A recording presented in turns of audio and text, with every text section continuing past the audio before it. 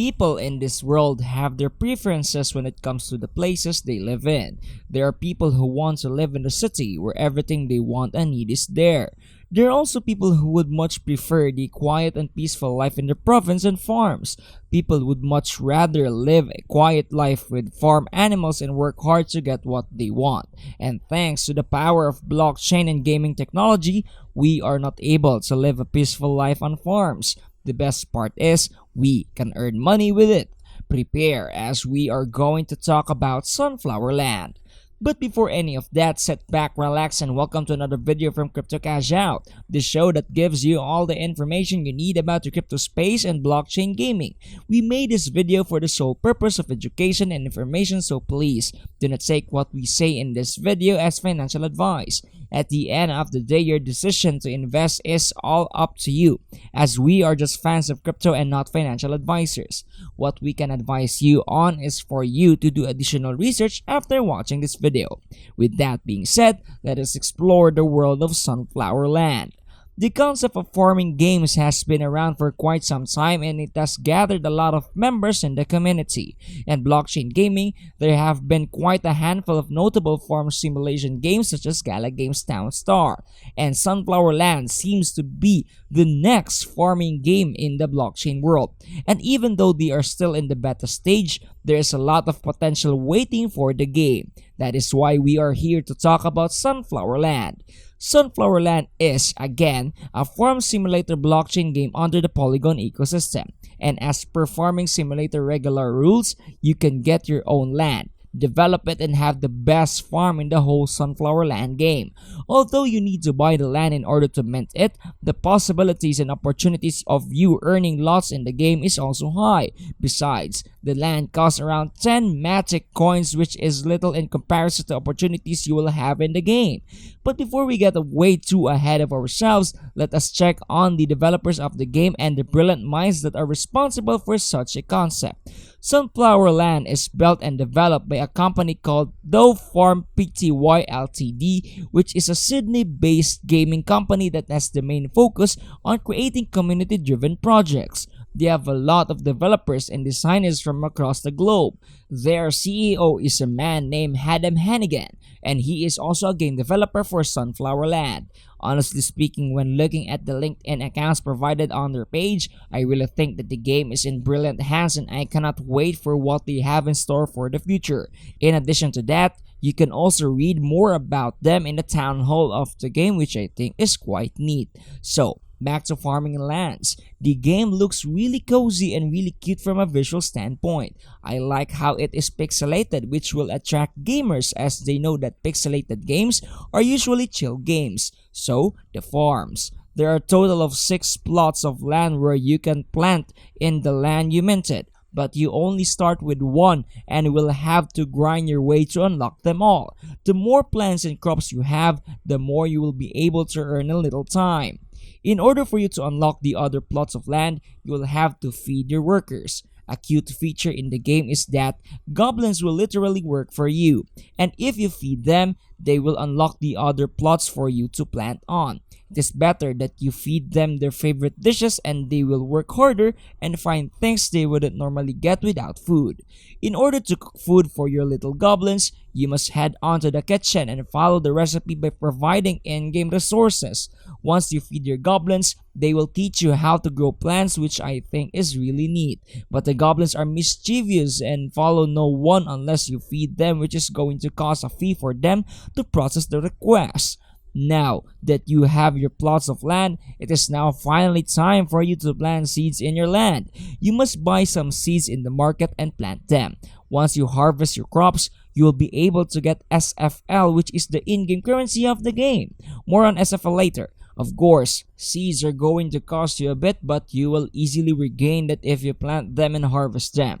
Sure, it may take some time before you can harvest them, but the seeds will soon grow from the bareness of the lands and all will be alright in time. And when that happens, your farm and wealth will grow if everything goes well. You will be able to plant more and more efficient crops that will give you better yields in time. But planting and growing crops isn't the only thing you can do in the game. Because it is a farm simulator, You must also take care of livestock or farm animals in the game. You have a barn where you can raise animals such as cows, pigs, chickens, and sheep. Each one of these animals will give you different resources that you must also manage. But of course, the farm animals are going to cost a bit of money, so you will have to buy them using SFL and work your way up. There's also a wood cutting feature in the game that allows you to craft objects and items in the game. Once you chop wood, you can head on to the crafting station where you can craft all sorts of items from axes to pickaxes, which will also help you gather ores. All in all, these crafted materials will help you in getting resources that you wouldn't normally get if you will not start and cut down some wood. So, in the game, you really have to balance your time and attention as to where you will focus on grinding.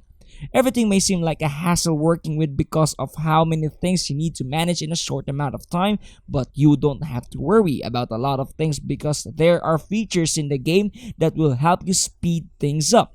For example, there is the skills tree where you can unlock skills when you reach a certain level. You can get creative with what skills you unlock and even specialize in what skills you will upgrade. I think it is really neat, especially if you just want to farm, for example, or if you just want to cut some trees. There are also pets in the game which are NFTs and have different specializations. They can help you with a lot of things, so choose carefully in what kind of pet you would want. The pets, I think, are really great as they provide convenience for a lot of people in the game. But if you really don't want to do anything in the game and just go for NFTs, then you can buy them via OpenSea and check what gets you fancy. You can sell those NFTs in the game a little bit later, so if you really want to go for that, then go ahead and go for NFTs. You can also design your farm beautifully. You can make the farm of your dreams thanks to in-game cosmetics. Granted, you will have to spend precious resources to craft and get some of the resources, but it will be worth it for some people who want to increase the aesthetics of their farmland. You can also visit the farms of other people by searching for their farm numbers, which I think is nice. You don't want to humiliate yourself, right? So, design it well. The game also has this unique feature called the Goblin Village, which is essentially the marketplace where you can deposit and withdraw your SFL. Yeah, the idea may have been around already in other blockchain games, but the way they disguise it in a place called Goblin Village is just amazing and really adorable. So yes, you can withdraw all the SFL you have gained for all the time you have been grinding. It is here where you can also give your NFTs. There's also a wishing well in the Goblin Village that acts as somewhat of a liquidity pool, and I think you need to take note of that if you're interested. I think now would be a good time to talk about their tokenomics. Well, to start, the token has been around for a few weeks at the time of writing and its graph is doing considerably well. At the time of writing, each SFL token is valued at $0.172, which is 25.57% in the last day. Hopefully, this price will continue to rise in the next few days. A worry that some people have with SFL is with its market cap. It has no market cap because there is no circulating supply.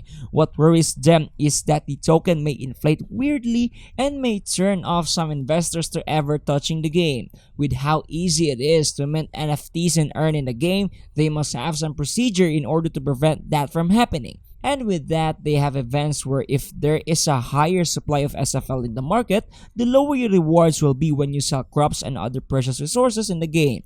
They also burn the part of the SFL you used to spend when crafting materials. Part of those will go back to the ecosystem. So with that, it is really clear that they are serious when it comes to dealing with their token and they don't want it to plummet to the ground. They learn from the mistakes of other games and apply the fix in their game.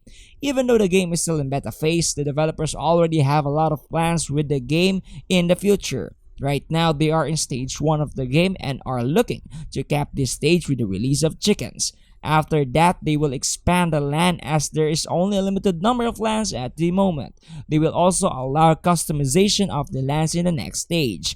There's also a declaration of war, but I don't know what that is for at the moment. probably to add to the lore of the game, and they have so much more plans in the future that will increase the centralization of the game, so be on the lookout for that. There are a lot of things to be excited about with Sunflower Land, and we really can't wait with what they will have in store for us. They have shown promise in terms of tokenomics, and we hope that they will perform well as a game.